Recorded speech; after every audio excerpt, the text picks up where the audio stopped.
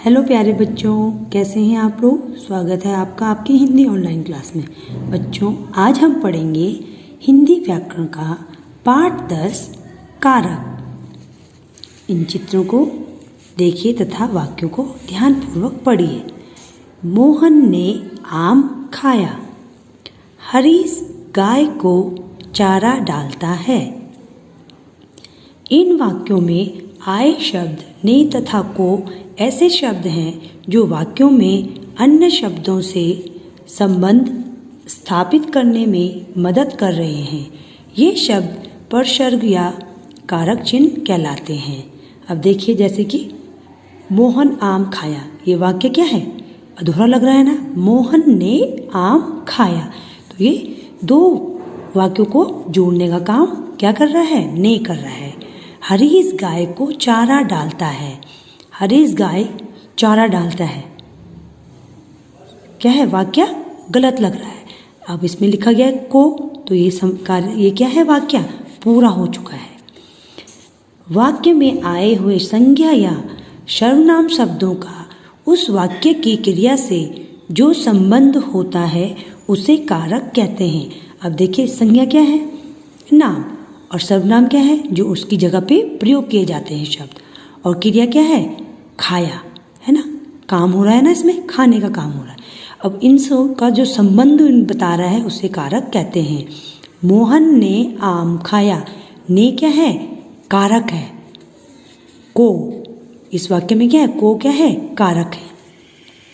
कारक के भेद, कारक के मुख्यतः 8 भेद हैं।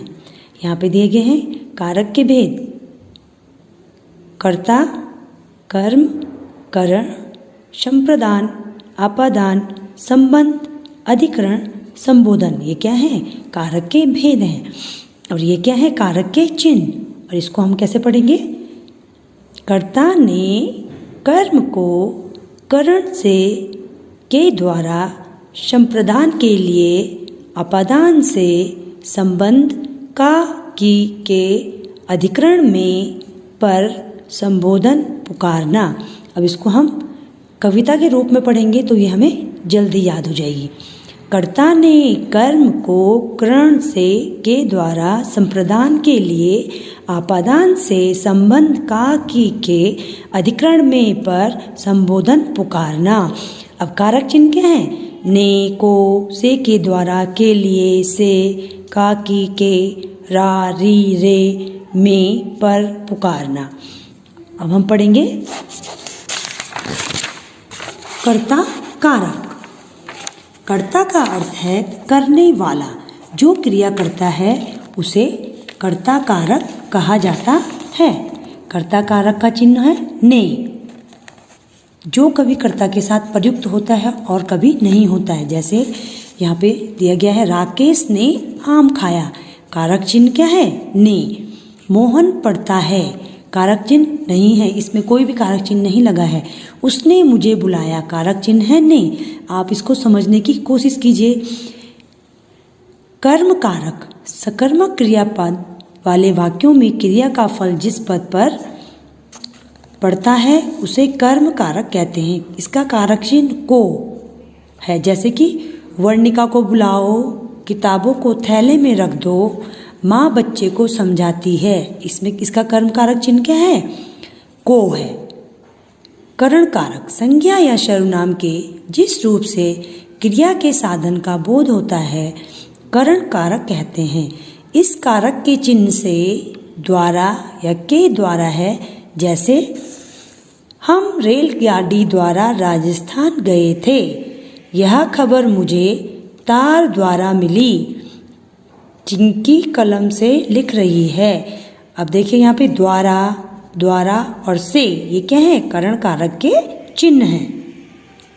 संप्रदान कारक जिसके लिए कुछ किए जाए या जिसे कुछ दिया जाए उसे संप्रदान कारक कहते हैं। जैसे रमेश ने गरीबों को कंबल दिए, को क्या है? संप्रदान कारक का चिन्ह है। वर्णिका के लिए उपहार दिए, के भावना अपनी बहन के लिए साइकिल लाई, तो ये क्या है? को, के लिए, ये क्या है? संप्रदान कारक के चिन्ह है। अपादान कारक है संज्ञा या सर्वनाम के जिस रूप से अलग होने का अर्थ प्रकट होता है उसे अपादान कारक कहते हैं। इसका चिन्ह है से। जैसे पेड़ से आम गिरा, छत से बच्चा गिरा, आकाश से ओले गिरे। तो से क्या है? इसका कारक चिन्ह है। इसका चिन्ह क्या है? अपादान कारक का से। संबंध कारक संज्ञा या सर्वनाम के जिस रूप से उसका संबंध, लगाव, स्वतः अपनापन किसी और व्यक्ति वस्तु से प्रकट हो उसे संबंध कारक कहते हैं। इसके कारक चिन्ह क्या है? क, की, के, र, री, रे, ना, नी तथा ने है। ऋचा शिवानी की बहन है। यह मेरी बहन का बेटा है। समुद्र का जल खारा होता है। अब देखिए इसके कारक चिन्ह में क्या प्रयोग हुए? की, का और का। अधिकरण कारक संज्ञा या सर्वनाम के जिस रूप से क्रिया का स्थान, समय या अवसर आदि प्रकट हो उन्हें अधिकरण कारक कहते हैं। अधिकरण कारक के चिन्ह होते हैं में, पर, हैं। पेड़ पर बंदर बैठा है। पेड़ कहाँ पर है? पेड़ बंदर पर बैठा है। ये क्या है? गलत सेंटेंस बन जाएगा।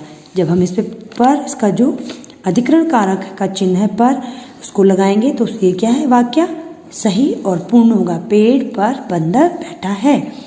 दफ्तर में कोई नहीं है। घर में भीतर घुटन थी। अब है संबोधन कारक। किसी को बुलाने, पुकारने, चेतावनी देने के लिए संज्ञा के जिस रूप का प्रयोग होता है उसे संबोधन कारक कहते हैं।